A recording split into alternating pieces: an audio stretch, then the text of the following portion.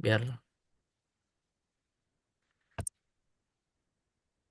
Nah, jadi kalau tadi kita sudah pelajari ya tentang dikotomi dan trikotomi, sebenarnya sama aja ya.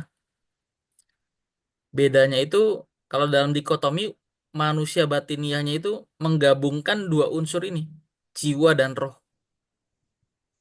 Sementara manusia lahiriah dia bukan gabungan apa-apa gitu ya.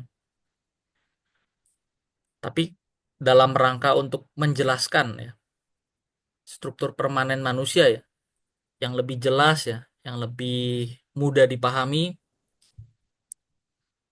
trikotomi itu yang paling apa ya? Paling bisa dipakai gitu ya. Trikotomi itu apa ya ini? Tubuh, jiwa dan roh. Jadi jiwa dan rohnya ini tidak disatukan menjadi manusia batiniah, tetapi ini irisan ya. Jiwa ini irisan pertemuan antara tubuh dan roh. Maka ada jiwa. Maka ketika manusia baru dilahirkan, apakah jiwanya sudah ada gitu ya? Ya tentu saja sudah ada ya. Hanya saja masih belum sadar ya. Masih belum lengkap. Yang dalam psikologi dikenal sebagai istilah disebut sebagai tabula rasa gitu ya. Kertas kosong, kertas putih. Nah, sementara ketika sel sperma tadi ya, benih laki-laki bertemu dengan ovum atau sel telur ya, benih wanita, dia menjadi zigot ya, bakal calon janin ya, bakal janin ya. Itu dia sudah punya unsur roh ya, sudah ada unsur kehidupan. Maka aborsi itu adalah tindakan pembunuhan ya. Itu sudah masuk kategori penghilangan nyawa. Kenapa? Karena sejak janin itu terbentuk, dia sudah memiliki roh ya, sudah ada unsur kehidupan. Dikotomi, trikotomi sama saja. Hanya bedanya di dalam dikotomi, jiwa dan roh ini disatukan ya, manusia batiniah. Nah, kalau kita mau detailin lagi bisa nih. Ini saya pakai yang sebelah kanan ya. Jadi manusia terdiri dari tiga unsur. Ini sama, gambarnya sama. Cuma bedanya ya ini dibuat ke dalam, ini dipisahkan ke samping gitu ya. Dalam trikotomi manusia terdiri dari tubuh, jiwa dan roh ya. Di dalam tubuh itu, pada tubuh itu terdapat mata dan telinga ya. Kenapa mata dan telinga yang lain nggak digambar gitu ya? Karena mata dan telinga ini adalah jendela jiwa. Segala input itu masuk melalui apa yang kita lihat, melalui apa yang kita dengar. Ini telinga, ini mata ya. Apa yang sering kita lihat, apa yang paling sering kita dengar, ini masuk ke dalam jiwa ya, mewarnai jiwa. Di dalam jiwa itu ada pikiran,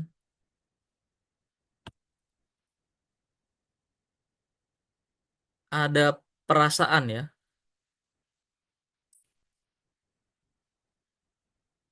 dan ada keinginan atau kehendak bebas gitu ya. Nah, ini letaknya di jiwa. Karakter juga letaknya di jiwa. Karakter. Karakter itu apa? Kebiasaan ya. Definisi sederhananya. Definisi lengkapnya adalah iluminasi atau pancaran dari empat kecerdasan dasar. Tapi oke lah, kita nggak ke sana dulu ya. Karena nanti jadi panjang penjelasannya. Jadi di dalam jiwa terdapat pikiran, perasaan, dan keinginan. Jiwa tadi psike ya. Artinya kesadaran. Di dalam kesadaran ini ada pikiran, perasaan, dan keinginan atau kehendak bebas. Jadi kalau orang dibilang sakit jiwa, yang sakit apanya? Yang sakit pikirannya, yang sakit perasaannya, yang sakit keinginannya atau kehendak bebasnya ya. Jadi apa yang masuk melalui mata dan telinga, jendela jiwa ini akan mewarnai jiwa.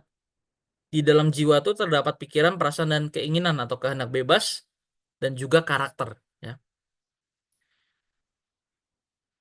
Nah, kalau apa yang kita lihat dan apa yang kita dengar itu terus-menerus adalah sesuatu yang negatif, yang salah, sampai berlarut-larut ya, lama-kelamaan ini akan mewarnai jiwa.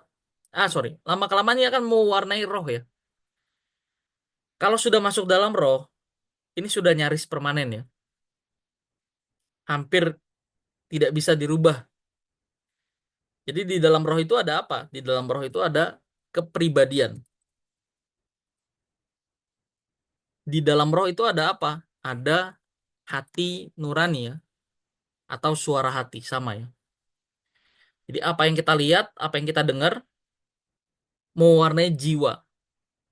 Kalau dikatakan mewarnai jiwa, maksudnya adalah mewarnai pikiran, mewarnai perasaan, mewarnai keinginan.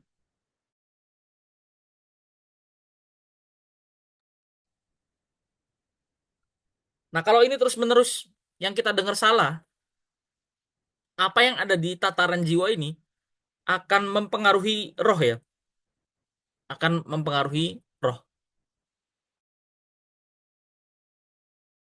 Di dalam roh itu ada hati nurani dan ada kepribadian. Hati nurani itu apa sih? Hati nurani adalah suara yang keluar dari dalam hati yang memberikan kesadaran atau keinsyafan ya. Apakah sesuatu yang dilakukan itu baik, buruk, benar atau salah gitu ya. Di misalnya kita buat salah nih, kita melanggar lalu lintas atau kita melakukan satu kejahatan. Kalau hati nuraninya masih bagus ya, masih baik ya, hati kita akan tertuduh ya.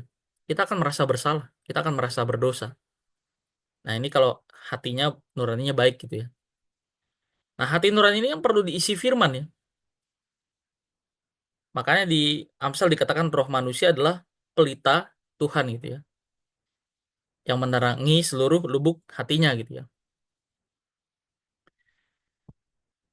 Kalau di karakter ini masih bisa berubah meskipun sulit ya. Tapi kalau sudah masuk ke dalam roh, ini nyaris tidak bisa berubah permanen. Nah, kerusakan seseorang itu bermula dari ini input ya. Inputnya salah, inputnya salah, apa yang dilihat salah, apa yang didengar salah, lama-lama karakternya mulai salah ya. Pikirannya salah, perasaannya salah, keinginannya salah. Sampai satu titik ini mewarnai roh ya. Di dalam roh ada kepribadian, ada nurani. Nah, kalau ini sudah tercemar, waduh, udah. Ini yang disebut dengan point of no return ya. Titik tidak balik. Jadi kenapa orang udah nggak ini lagi, udah nggak bisa, udah nggak apa ya, tertarik dengan hal-hal kerohanian gitu, ya, hal-hal tentang firman gitu ya. Ya karena ininya sudah rusak ya, nurani sudah rusak. Atau orang yang sudah tingkat parah sekali ya, dia membunuh atau menyakiti seseorang tapi tidak merasa bersalah. Nah ini error ya, nuraninya rusak. Jadi ini yang eh, kita sebut sebagai trikotomi ya. Trikotomi ini dikotomi. Kalau mau dijelasin detail lagi bisa, tapi next ya, next ya. Jadi misalnya nih contoh ya. Nurani itu dibagi menjadi tiga ya. Ada hati nurani sosial, ada hati nurani cerebral, ada hati nurani yang terdalam gitu ya. Tapi next time lah kita bahas lah. Kepribadian pun juga dibagi menjadi dua. Jadi kepribadian yang sifatnya nature ya, terberi ya, bawaan ya, cenderungan ya. Itu yang kita kenal sebagai melankolis, plekmatis, koloris, sanguinis gitu ya. Tapi ada juga yang bisa dirubah, apa itu? Kepribadian yang bisa dirubah itu adalah cara pandang ya. Jadi cara pandang mindset tuh letaknya di sini kepribadian. Memandang ya, pikiran atau memandang tuh letaknya di jiwa. Pikiran atau memandang letaknya di jiwa, sementara cara memandang atau mindset ya letaknya di roh ya, di kepribadian. Seperti itu. Semoga bisa dipahami ya. Kira-kira begitu. Kan dari tadi Bapak singgung kalau misalnya